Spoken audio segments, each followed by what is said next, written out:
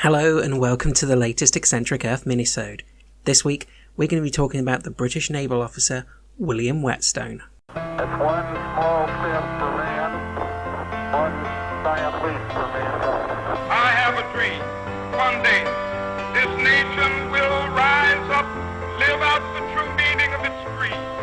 We hold these truths to be self-evident that all men are created equal.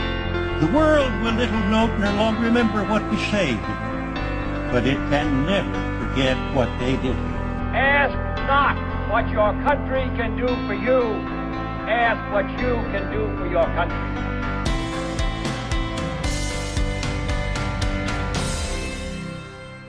William Whetstone was born sometime around the 1650s, though there is no record of his birth, so the exact date is unknown. He was, however, born into a naval family, with his father John Whetstone being a naval officer. Living in Bristol, William married a woman named Sarah in 1677, and that year he took on an apprenticeship that would last until 1688. The marriage produced 2 sons and 2 daughters. His eldest daughter, also named Sarah, married the naval officer Woodes Rogers. Unfortunately, Sarah died in 1698 and was buried in the Church of St Nicholas's in Bristol. William entered Navy service that same year and was appointed the 30th of July 1689 to command the hired ship Europa, and he spent the next 2 years conveying supplies to Ireland. He was then briefly appointed to command the HMS Portsmouth from the 3rd of February to the 12th of August 1691. Here he came to the attention of Admiral Edward Russell, who described him as a good man. He did not, however, exert himself on Whetstone's behalf, and William spent the year of 1692 unemployed. He returned to active duty in the Navy in 1693, at first as the part owner of the privateer Delaval, and later receiving a commission to command HMS Norfolk, which was then being built at Southampton. She was launched on the 27th of March 1693, and Whetstone proceeded to man the ship. He was discharged from her on the 23rd of May.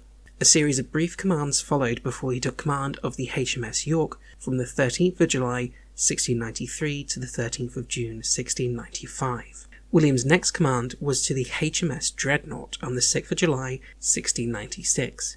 He sailed her to Newfoundland in Canada and spent the next 3 years there on station, finally being discharged on the 13th of July 1699. The command of the HMS Yarmouth followed, lasting from May 1700 to June 1701, when William was promoted to Commodore and was moved to the York at the head of the squadron dispatched to Jamaica. He attempted to set sail but was twice forced to return to Plymouth for repairs. He then made better progress but soon had to put in at Cork. The ship was then surveyed and pronounced unfit for the journey to the West Indies. William instead took command of the HMS Canterbury on the 4th of February 1702 and was finally able to cross the Atlantic. He arrived in the West Indies in May, joining the fleet at Port Royal under the command of Vice Admiral John Benbow. Benbow gave him the local rank of Rear Admiral.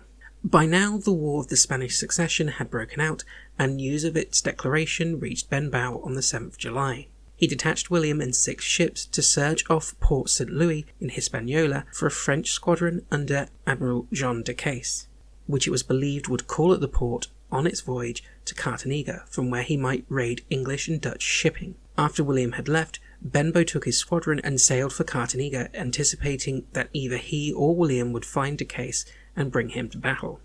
By the time William had reached Hispaniola, de Caisse had already departed, and it was Benbow who eventually found him. After the unsatisfactory conclusion of the action, a wounded Benbow returned to Port Royal, meeting up with William, who had returned from cruising off Hispaniola. Benbow then ordered the trial by court-martial of several of his captains for cowardice and disobedience they had shown during the action. William was president of the court-martial, Benbow being too ill to take the role himself. Benbow eventually died on the 4th of November 1702, and William took over the command of Jamaica Station. He held command until June 1703, when he was superseded by Vice Admiral John Graydon. William went on to engage and destroy a number of privateers off San Domingo, but an attempt on the French colony at Placentia had to be abandoned because of the weather, the island's defences, and the sickness in the fleet. William and Graydon then departed Jamaica, with William returning to England in October 1703. Prince George promoted William to Rear Admiral of the Blue in January 1704. This was a measure designed to show both approval of his conduct whilst holding acting rank, and at the same time to separate him from charges rising against Graydon. The promotion caused controversy, however, as it was done over the heads of other captains, including Sir James Wishart. Wishart was serving under Sir George Rooke, who threatened to resign over the issue.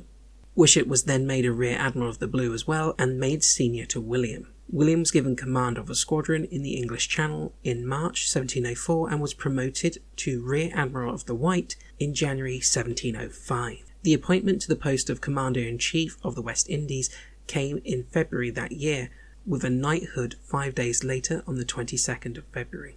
He raised his flag aboard HMS Montague and arrived at Jamaica to take up his post in mid-May. He was largely thwarted though by the weakness of the ships under his command. The smaller vessels were able to take several valuable prizes, but they were not strong enough to allow him to attack any Spanish settlements.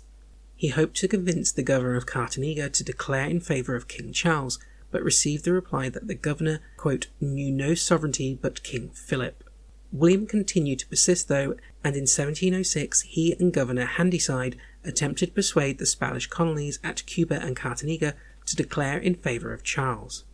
William was relieved later that year by a squadron under William Kerr and returned to England in December 1706. William was given command of a squadron in May 1707 and was ordered to operate off Dunkirk against Claude de Forbin, a dangerous corsair. In June he was ordered to escort a convoy of 19 ships of the Muscovy Company as far as the Shetland Islands. He sailed with them until they were all well past Shetland before returning home. Unfortunately, the convoy was later intercepted by Forbin, who was able to capture 15 of the vessels. Though the orders were at fault for being insufficient in their scope, and William had fulfilled them in full, the Muscovy Company was outraged. A trial was held at which William was accused of leaving the ships to be attacked. The Admiralty defended him, but eventually he was made a scapegoat. He was dismissed from his command and received no further employment in the Royal Navy. William died in 1711 and was buried at St Michael's Church in Bristol on the 3rd of April 1711. At the time of his death he was owed the substantial sum of £2,500 by various debtors. This podcast is part of BritPod Scene, an independent network of uniquely British podcasts that's always growing. Check out BritPodScene.com or BritPodScene on Twitter to find out more. Thank you for taking the time to listen to this episode. If you enjoyed it, you can find us on social media. Twitter and Instagram is at eccentric_earth. Our Facebook page is www.facebook.com/eccentricearth. And our website is www.eccentricearthpodcast.com.